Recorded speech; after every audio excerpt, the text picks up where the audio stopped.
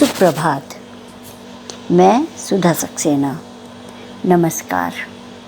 यदि आपने अभी तक मेरा चैनल लाइक और सब्सक्राइब नहीं किया है तो कृपया कर लें।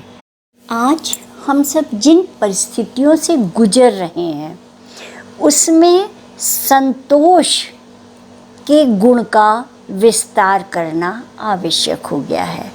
वह इसलिए कि हम जहाँ हैं, जैसे हैं, जो हमारी क्षमताएं हैं, हम उसमें प्राकृतिक रूप से रहने की चेष्टा करें, प्रयत्न करें और भौतिकता की ओर कम से कम दौड़ें।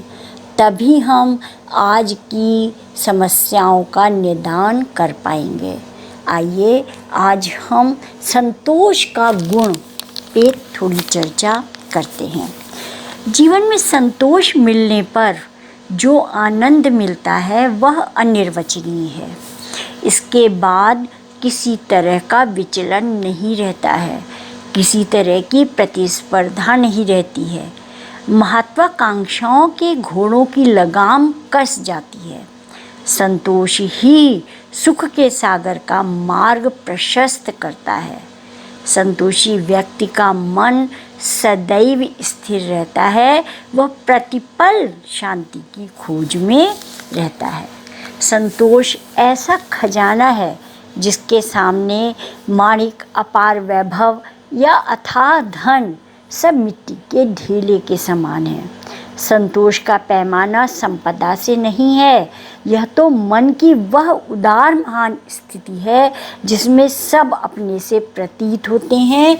मन का द्वेष शून्य हो जाता है और हम अपनी परिस्थितियों में अपनी समस्याओं को सुलझाने का स्वयं प्रयत्न करते रहते हैं। दूसरों को देख करके हमारे मन में किसी भी प्रकार की द्वेष, ईर्ष्या की भावना या हीनता की भावना नहीं आती है। और आज के समय की सबसे बड़ी समस्या हीनता की भावना है।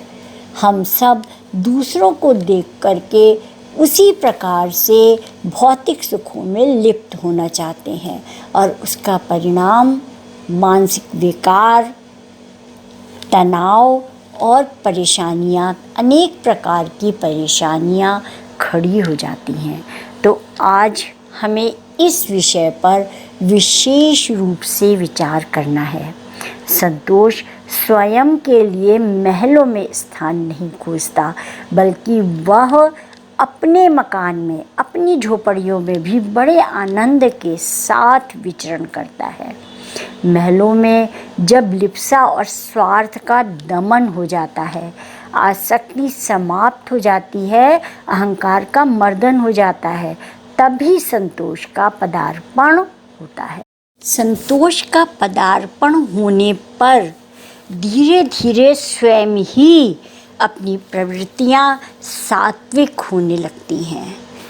जो झोपड़ियां हैं या अपना घर जो है वह संतोष को अधिक प्रिय होता है।